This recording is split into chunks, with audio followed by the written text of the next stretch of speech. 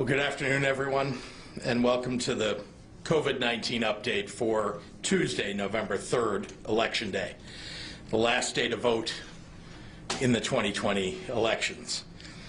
Here in Illinois, we made this year's Election Day a state holiday for K through 12 schools and for public universities. As a result, local election authorities that use schools and college buildings as polling places have less foot traffic in and out of those facilities, another effort to reduce possible exposure to coronavirus while you're out casting your ballot, keeping people safer.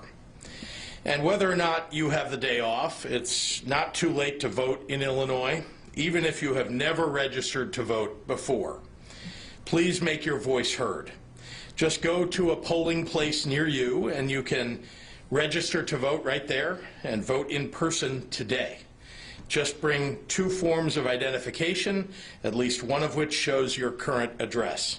For more information, visit the website of your local election authority or the Illinois State Board of Elections at www.elections.il.gov, elections.il.gov.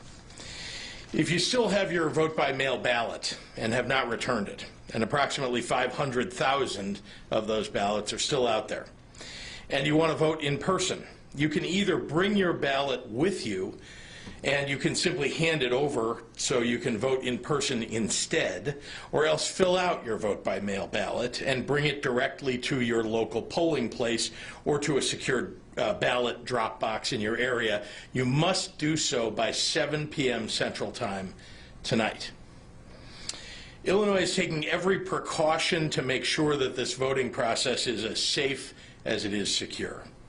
At my direction, the Illinois Emergency Management Agency delivered to local election authorities over 165,000 containers of hand sanitizer, over 1.4 million KN95 masks, nearly 260,000 surgical masks, and 90,000 face shields.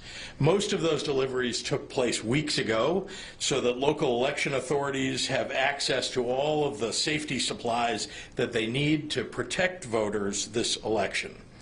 We're committed to making sure that every election authority in the state can allow every voter to cast a ballot safely and securely.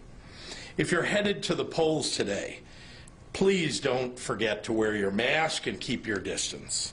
If a voter is experiencing problems at a polling place and wants to call someone to get guidance on their situation, they can call the Illinois State Board of Elections voter hotline at either 312-814-6440 in Chicago or 217-782-4141 everywhere else in the state. If anyone encounters election activity that they suspect is improper or illegal in Chicago and northern Illinois, they can call the Illinois Attorney General's Office hotline at 866-536-3496. Voters in central and southern Illinois can reach the Illinois Attorney General's Office at 866-559-6812. The Illinois Attorney General's Office also has a 2020 voter guide with frequently asked questions on its homepage, on its website at www.illinoisattorneygeneral.gov. That's G-O-V. illinoisattorneygeneral.gov. Please remember that if you are in line to vote at your voting place at 7 p.m. tonight, when polls are scheduled to close, you have the right to continue waiting and cast your ballot. As of this morning, approximately 3.8 million Illinoisans had cast a ballot, with nearly 2 million ballots being cast in person and more than 1.8 million ballots submitted through the mail. According to data from the Illinois State Board of Elections, a surge in vote-by-mail ballots accounts for the greatest difference between the votes cast so far in the 2020 election and the comparable time during the 2016 election. More than 1.5 million more voters have already cast a ballot compared to the same time during the 2016 presidential election, and that's pretty great. With vote by mail hitting all-time records, that means that we will have to be patient about the results of all of our races this year. It's possible, maybe even likely, that we won't know the outcome of the presidential election tonight. As I mentioned yesterday, this waiting period is a great time to take a break from social media. We know there are foreign state actors, specifically Russia and Iran and others, who intend to promote disinformation and misinformation today and in the coming days over social media. They would like nothing more than to promote conspiracy theories and sow discontent in an attempt to pit Americans against one another. If you want accurate information about the vote count, go to your local election authority's website, to the Illinois State Board of Elections website, to dedicated sites like 538.com or the election coverage section of the Politico website or the New York Times website, where they track all the races nationwide, or visit other reputable national and local news outlets. Remember, political candidates do not count votes. Political parties do not count votes. Television networks do not count votes. State and local election authorities count votes. They then transmit this information to the media and to the general public, a long-standing and standard process across the nation. With the record-setting use of vote-by-mail ballots here in Illinois because of COVID, we can expect to get results on probably Wednesday or Thursday or Friday. And there will be an official finalized tally of votes announced by November 17th. That's in accordance with existing state law. And just as with every election, states will be working hard this year to make sure that every eligible vote that was turned in on time is counted. On a different note, today is also a great day to take advantage of the open enrollment period for quality health insurance provided under the Affordable Care Act. If you're one of the millions of Americans who already purchase your own health insurance through the ACA Health Insurance Marketplace, or if you formerly had job-based health insurance but no longer do, now's a great time to find a new plan for you and your family. Also, you can always access a special enrollment period if you leave your job for any reason and need a new source of health insurance, another right that comes with the Affordable Care Act. Since its passage in 2010, the ACA has been an invaluable asset in Illinois' fight to provide health care to all residents of the state. According to the most recent data in 2019, approximately 1 million Illinoisans currently receive some form of coverage either through an ACA marketplace plan or through Medicaid expansion. Illinois residents can visit getcoveredillinois.gov, and I'll say that again, getcoveredillinois.gov, between November 1st and December 15th to learn about the best options, prices, and financial help available to you. My departments of insurance and health and family services have collaborated on making that website the best place to start your application for health coverage. Financial help is also available for ACA marketplace premiums for those who qualify and for those who qualify for and enroll in Medicaid. Private health plans with no premiums or copays are available too. ACA Marketplace and Medicaid health plans cover doctor's visits, specialists, hospital stays, mental health care, prescriptions, and more. If you need help with the process, again, getcoveredillinois.gov can connect you to free local assistance from a real person, as well as translation services if you need those. Voting and health care alike have been made all the more important in this pandemic.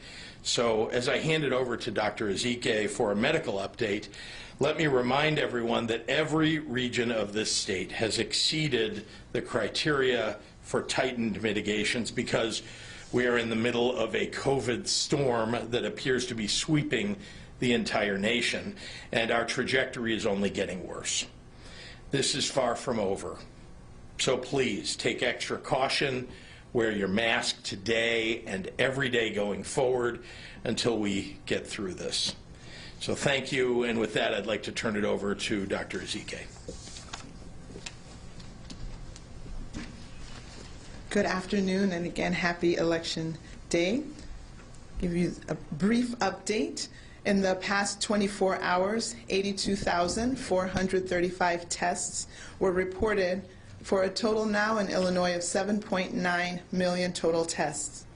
Overnight, 3,594 people were in the hospital with COVID-19, and of those, 755 were in the ICU and 326 were on ventilators. Today, we are reporting 6,516 new cases of COVID-19 in Illinois, including 68 lives that were reported as lost. To date, a total of 430,018 confirmed cases have been reported across Illinois and 9,878 total deaths.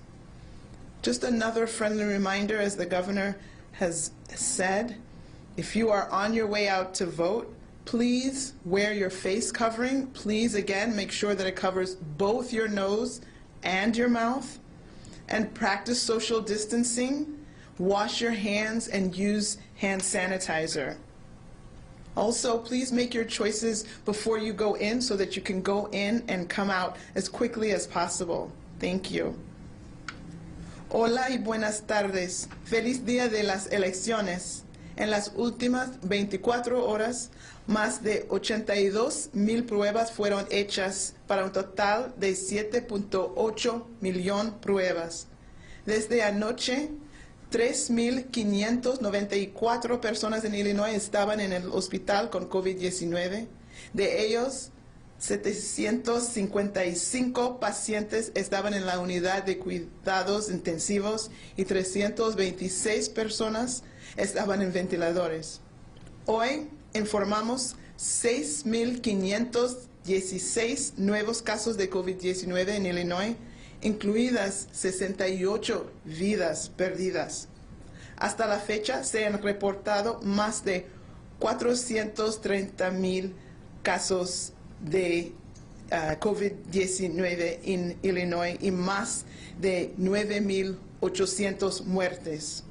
Un recuerdo para todos: si vas a ir a votar, por favor, use un cubrecara, mantenga su distancia y asegúrese de que su boca y su nariz estén cubiertas. También lávese las manos o use desinfectante de manos. Otro recuerdo: si recibe la noticia que sea infectado, recuerde que se necesita hacer en cuarentena por 14 días. Muchísimas gracias para su apoyo. And with that, I will turn it back over to Governor Pritzker. Thank you. Thanks, Dr. Zeke. We'll start in the room and then go online. Okay, I have two questions. Thank you, Governor. Hi. If Biden wins tonight, we've been told that Mayor Lightfoot... Yeah, what? I'm sorry. Oh, I'm sorry. If Biden wins tonight, we've been told that Mayor Lightfoot may be heading to the Department of Justice. Have you been courted for any possible cabinet positions or ambassadorships? No. No? Okay. My second question: where are you going to be watching the returns tonight, and what will happen if your graduated income tax is not passed? I'll watch returns at home. I would encourage people to do that if they're watching the returns. And look, I'm optimistic about the results of the election for the fair tax. And I don't know that we'll know the results of that election tonight. It'll take some time. As you know, there's a method of calculating how many ballots were turned in, how many people actually voted on it. Those all matter in terms of what the necessary numbers are for passage. But as I've said many times before, the options for Illinois without the fair tax are not good. The options, as I laid them out at the beginning of this effort more than a year ago, are significant revenue increase on a very regressive basis. The way that the Illinois income tax is currently charged, it is significantly regressive. It benefits the wealthy, and it hurts the middle class and those who are striving to get there. And there's no doubt that Illinois would need revenue in addition to obviously looking at cuts in state government as we have. The cuts, though, just to be clear, 15% cuts in public safety dollars, education dollars, in the dollars necessary for human services, exactly at a moment when people need these things most. And so the alternatives are not good. That's why I proposed a third way. I didn't think that either one of those seemed like a good idea. And so, that's why I've advocated for a fair tax system in Illinois. I just have one last question. Okay, thanks, Gordon. We've gotten a number of phone calls, people into our station that said that infected patients are still going back into nursing homes. On the northwest side, there is a facility, a lawn care health facility in Naperville, where paramedics say they transferred 23 infected patients back into nursing homes. Are you encouraging nursing homes to take back infected patients? Is there an order or edict? No. Or any incentive through the state reimbursement from IDPH? Oh, no. So is it up to the director of the It's up to the doctors in the hospital to determine that someone is well enough and that they're not shedding the virus to determine whether they should be discharged. All right, Mike Militich is asking, despite COVID-19 mitigation guidelines, several election night watch parties are planned inside bars and restaurants and large crowds are expected. Are there any plans to address the large gatherings with enforcement efforts at the state level? Well, let me start by saying that local officials, local law enforcement should be standing up and enforcing the rules in the state. And you know why? Because weeks from now, when people will end up going to the hospital as a result of these gatherings that are being allowed and are the failure of enforcement, that those local officials and people who live in those areas will be coming to the state to ask us, what are we going to do to add hospital space when the hospitals are full? And of course, we're going to do everything we can, but it's these local officials, if they don't do their job, then we're going to end up with hospitals having to turn people away.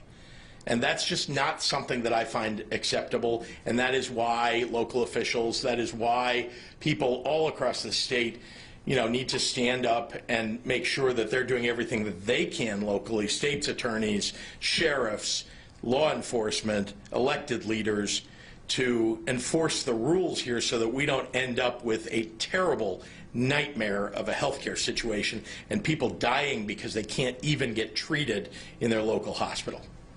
Shruti Bloomberg is asking what public safety precautions are underway in Illinois for the election. Has the Illinois National Guard been deployed? So we've been in contact with virtually every law enforcement agency in the entire state. We have the state police, of course, which are the best in the nation. They are on duty. And the Illinois National Guard has been put into a state of readiness just so that they, if needed by local officials, they could respond relatively quickly. Jim, Brendan, Dave, all in Springfield have the same question. Springfield and Sangamon County announced today that they will allow indoor service to continue at 25% with some other limits. What's your reaction to their plan that defies the state mandates? Well, see my earlier comments. The fact is that local officials who are not doing the right thing are the ones who are going to be responsible for the rates of infection going through the roof and our hospitals getting overrun and people are dying if they don't enforce the rules. That is why those rules exist. We didn't make them up. The doctors all over the world have put forward studies, and it's very easy for you to find those. I've provided them to every official who has asked for them, and frankly to every media outlet. We know that the places that are remaining open, that are having large gatherings and defying these rules are, in fact, spreading locations. These are places that are amplifying the virus across the state. And so, when you've got double-digit positivity rates in your area, as is the case in Springfield, then the local officials need to take the laws that are on the books and the regulations that we've put forward and the orders that we've asked people to follow and enforce them locally. Jim Haggerty at the Rockford Advocate. It's been a while since we've heard much about therapeutics. Have any available drugs used to treat the symptoms of COVID-19 help keep any of our hospitalization numbers down? It's unclear to me the level of usage of remdesivir, which I've been talking about since the very beginning, but I know that that is one of the drugs that the medicines that's been used in a number of cases. Having said that, there is also a factor involved here where doctors have simply learned about some of the things that they can do with medicines that are already available to them. For example, blood thinning medications, which have been very helpful in saving people's lives. But I should turn it over to a doctor, and I happen to have one right here with me. Dr. Zeke, do you have anything to add? Just quickly. So, of course, as we mentioned, remdesivir is listed as a treatment we have seen from the studies that it decreases the days of hospitalization. So it's not a be-all, end-all cure, but it can shorten the duration of a hospital stay. We know that there are other drugs that are going through the FDA process now. Many of you heard about Regeneron. We do know that dexamethasone, which is a steroid, is becoming part of a normal course for hospitalized patients to prevent some of the significant sequelae that can happen regarding to a pro-inflammatory response. We do know it's not a cure, but we are starting to appreciate just the benefits of just vitamins. I think many of us maybe do not have our ideal